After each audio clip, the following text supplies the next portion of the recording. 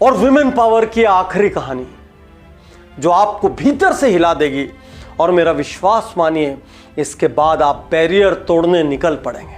महज 14 साल की उम्र में वो अकेले मुंबई आ गई। वो उतरी तो उसने सामने पिज्जा हट देखा, जिंदगी में पहली बार। पिज्जा हट पहुंचकर हाथ पैर जोड़कर नौकरी हासिल की।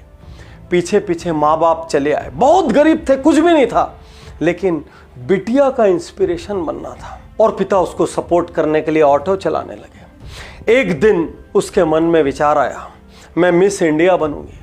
सब ने मजाक उड़ाया।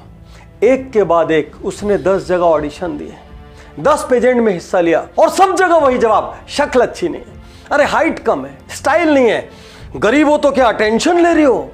लेकिन इन जवाबों से उसने हिम्मत नहीं हारी।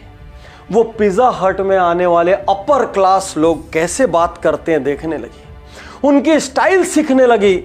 और मजाक नहीं, हिस्सा लेना। हर जगह आपको ड्रेसेस, कॉस्ट्यूम्स खरीदने पड़ते हैं, एसेसरीज, ज्वेलरीज खरीदनी पड़ती है, मेकअप के सामान खरीदने पड़ते हैं। पैसे कहां से आएंगे? इन पैसों के लिए वो पोछा लगाती थी, इन पैसों के लिए वो बर्तन धोती थी ताकि अपनी व्यवस्था कर सके। और माँ बाप के पास जितना साधन था, ऑटो चला के पिता जो पूरा कर सकते थे अपनी सीमित कमाई में करते थे। हिम्मत नहीं हारी। एक रिश्तेदार साथ नहीं था, परिस्थिति साथ नहीं थी, गांव से थी, गरीब थी, इंग्लिश नहीं थी, स्टाइल नहीं थी, शक्ल नहीं थी, कुछ नहीं था। केवल जुनून था, हौसला था, गोल था, फोकस था। जानते ऑडिशन कहां से दिया? कोरोना काल था।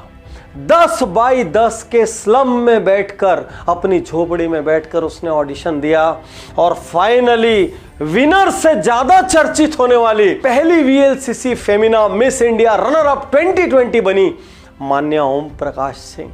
मैं आपसे पूछता हूं, आप इनमें से कितना बहाना बनाते? कितनी बार आपने बोला मेरे में स्टाइल नहीं है, मुझे ये नहीं आता, मुझे मौके नहीं मिलते, मुझे लोग इंस्पायर नहीं करते, प्रमोट नहीं करते, घर वाले साथ नहीं देते, इंग्लिश नहीं आती, कंप्यूटर नहीं आती, कॉन्फिडेंस की कमी? कितनी बार बोला आपने?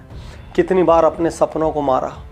लेकिन जब मान्या कर सकती है तो क्या आप नहीं कर सकते? जब वो जमीन पे झाड़ू पोछा लगा के, बर्तन धो के स्टाइल सीख सकती है, लैंग्वेज सीख सकती है, कॉन्फिडेंस ला सकती है, सपनों को पूरा करने के लिए लड़ सकती है और अपने ऑटो ड्राइवर पिता के चेहरे पर उस प्राइड की, उस गर्व की अनुभूति को ला सकती है जब वो कहते हैं कि आज लोग मुझे कहते हैं मैं मान्या का पिता हूं। दोस्तों, ये स्टोरी में शामिल करने वाला नहीं था।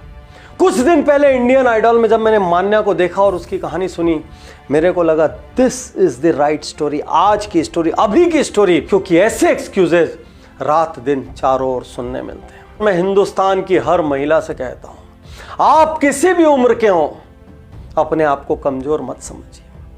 आपकी कोई भी परिस्थिति हो, अपने सपनों को छोड़िए मत, अपनी उम्मीदों को तोड़िए मत। मैं हमेशा से अपने ट्रेनिंग, कोचिंग प्रोग्राम्स में कहता रहा हूं, अपने ऑफिस में कहता रहा हूं कि विमेन मेन से ज़्यादा स्मार्ट होती है, ज़्यादा रेजिलिएंट होती है, ज़्यादा पेशेंस होता है, ज़्यादा फॉलो अप कर सकती है, ज़्यादा फोकस्ड होती हैं। आप जहाँ भी हैं प्लीज़ राइज कीजिए, जहाँ भी हैं अपनी कमजोरियों को आग लगा दीजिए और अपने भीतर उस एक हुनर को तलाशिए जिसके दम पर आपकी अपनी आइडेंटिटी बन सकती है। आप किसी की बेटी हैं, किसी की वाइफ हैं, किसी की कुछ भी हैं, वो सब सेकेंडरी। व्यक्तिगत रूप से आपकी अपनी आइडेंटिटी होना चाहिए ताकि ज़िंदगी में जब आप पीछे पलट के देखें तो आपको लगे मैंने भी कुछ किया है। और मैं सारे पेरेंट्स, सारे हस्बैंड से कहना चाहता हूं, अपने घर की विमेंस को सपोर्ट कीजिए, उनको सेकंड मत समझिए, उनके टैलेंट्स को मत दबाइए, क्योंकि हजारों, लाखों, करोड़ों एग्जाम्पल आज दुनिया में हैं जहां विमेंस की वजह से उनकी फैमिलीज प्राउड फील करती हैं, जहां पर उनको एक बेटी का पिता कहलाने में गर्व महसूस होता है।